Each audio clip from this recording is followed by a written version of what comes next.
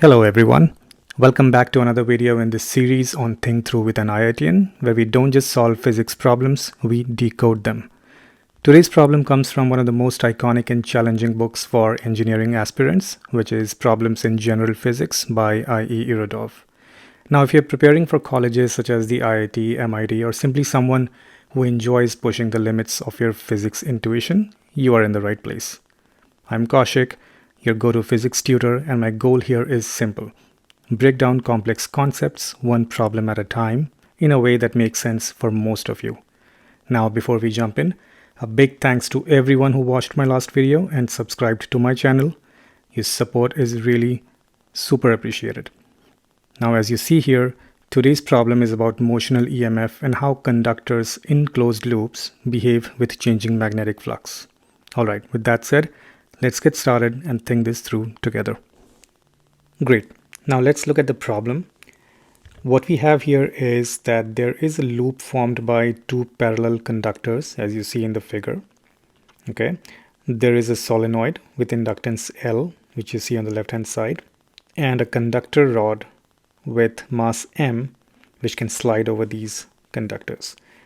Now there is no friction between the rod and the conductors, so one thing less to worry about.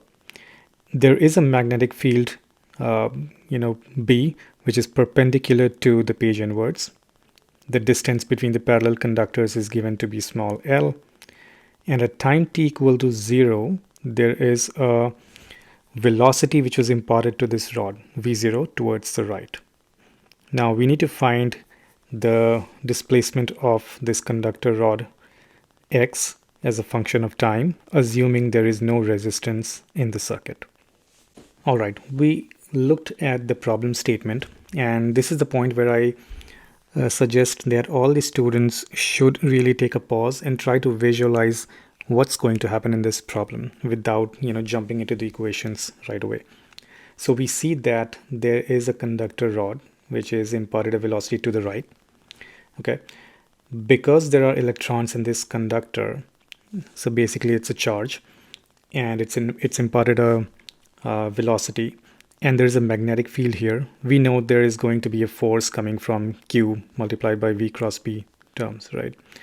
Now, all of these forces on the electrons would kind of give them a net force towards one direction, and the electrons would start flowing.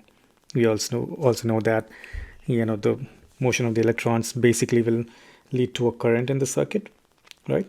Where we can talk about the motional EMF being generated, and then a current would start flowing.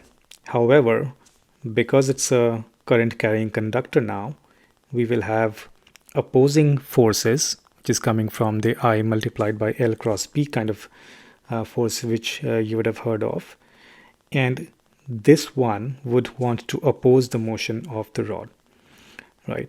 At certain point, and all of these vector forces, it's easy to find out the direction of them, and we'll see in a bit on how these forces are opposing in nature. Now what happens is that because of the initial momentum, the rod was trying to move towards the right, but because of this current, there is a new force generated which is going to drag it towards the left. So the rod would decelerate and come to a halt at certain point. Now at that point, the current is still flowing, and then the net force is going to pull it back inside, and then which will again change the magnetic flux in this closed loop. So there'll be a current in the opposite direction, right? So it seems that there would be some sort of a oscillating motion that is going to happen here.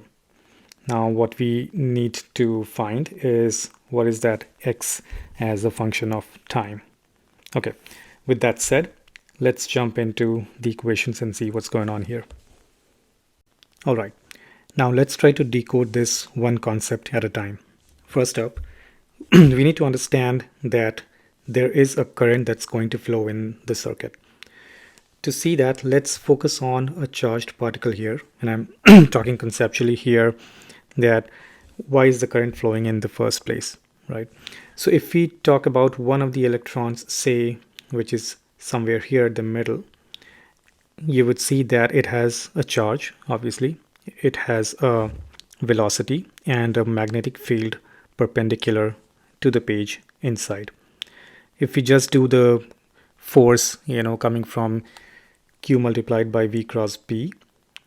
Then the cross product, and you can use your right hand, rule and curl up the finger from V to B, and you would see that the force should be upwards on the particle.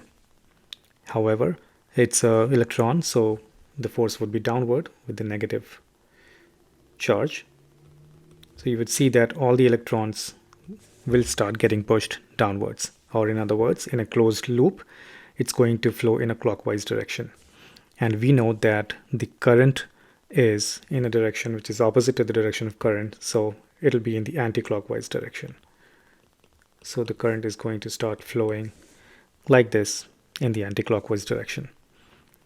Now, to be able to quantify that, we also know that, let me just zoom in correctly, we know that the EMF generated in a field with changing magnetic flux is given by the rate of change of magnetic flux, right? And we see that here the magnetic field itself is constant. Flux is given by the product of the magnetic field and area, right?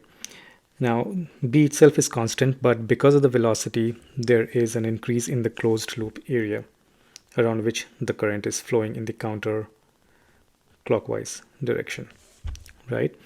So say when the rod moves by a distance of dx, right? This is the conductor rod, length is L, and these are the parallel conductors, right? So we know that in this loop and in this time of dt, the flux would be given by B times L dx by dt, right? Or basically the area is L dx, and then EMF is given by d phi by dt, which is now BL dx by dt. We also know that with an inductor, the EMF across that is given by L times di by dt, right? Now we can just remove the dt terms over here and see that di is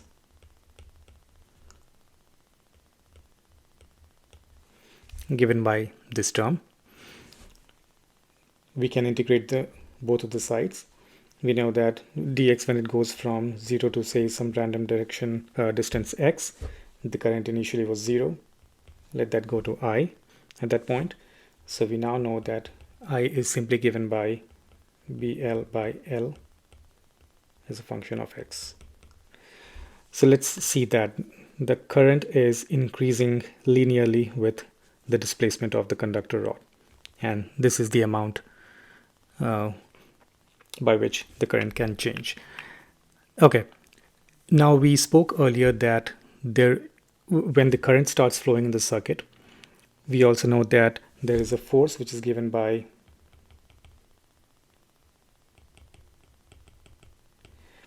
current multiplied by L cross B in vector terms, and L is simply taken in the direction of the flow of current.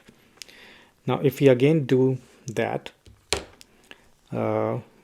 using our curling finger direction and take the cross product of L and B, you would see that the forces are going to act on the left hand side. Now the current is basically flowing in the clockwise direction over here, and the magnetic field is inside. So if you curl up your fingers from L to B, your thumb would start pointing on the left hand side direction, which implies that on the rod itself, let's draw the free body diagram of the rod, there will be a force due to this current, right, on the left hand side. Now this net force is also given as mass times acceleration. If you're assuming the acceleration or x in the positive direction or towards the right hand side, we can take that as the positive frame of reference, which means that the BIL force, which is acting to the left, has to be accompanied by a negative sign, so which is minus BIL which is equal to mass times the acceleration.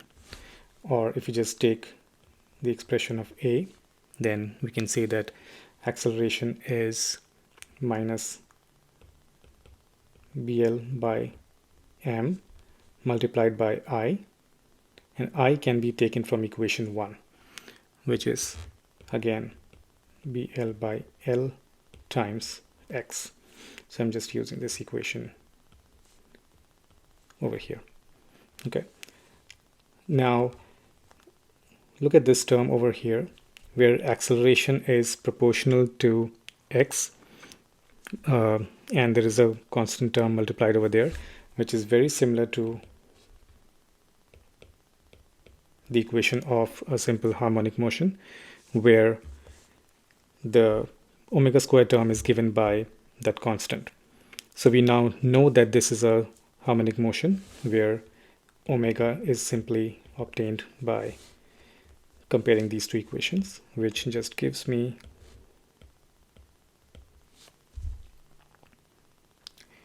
the value of omega as BL by root over ML. Okay. Now, with that said, we have the current as a function of X. We have figured out how the oscillation is happening and what the value of omega is. Now, for this equation to be solved, you could say that this is the equation of a harmonic motion, which in general is represented by something like A0 sine omega t plus phi, right? There could be some phase shift here. So we'll just assume a simple equation which satisfies this relation of A equals minus omega square X. And then we'll try to find out what the value of these constants omega and A0 would be. Okay. So here you would see that I know one thing, that at time t equal to 0, my displacement from the mean is 0, which just means that my phi would be 0. Implies that the equation is A0 sine, X is A0 sine omega times t, because the phi is 0 here, right? Now, once we know this value, we need to find out the value of A0 as well, right? Which is a unknown constant. One more thing you would see in the equation which is given is that at time t equals 0, the velocity which was imparted is v0. And if we have x as a function of time, it's easy to find velocity as a function of time, right? We just differentiate it with respect to time, which gives us v is A0 omega cos omega t. At this point, we know that at t equal to 0, v equals to v0, which implies that, A0 equals to v0 by omega. Okay, so now we know that, and let me erase some of this over here to make some space. Okay, so now we know that the final equation is given by x is A0, which is v0 by omega sine of omega t, where the value of omega is given by BL root over M by root over ML. So this now gives the equation of the oscillation and x as a function of time. Okay, now that we have solved this problem, you could think of different variations of this setup where, say, instead of an inductor, there is simply a resistance in the loop, or this entire setup is in a vertical position where gravity is acting on the rod as an additional force, where we now need to do the force balance accordingly. But in either of those scenarios, it'll be easy to just follow the concepts and do the force balances and try to find the equation of the rod. Okay, that's it for this video. Let me know if there's anything else you want to dive deeper into for this particular problem, or in general, if you have any problems that you'd love me to explore. I'll see you in the next one. Thanks for watching again. This is Kaushik signing off.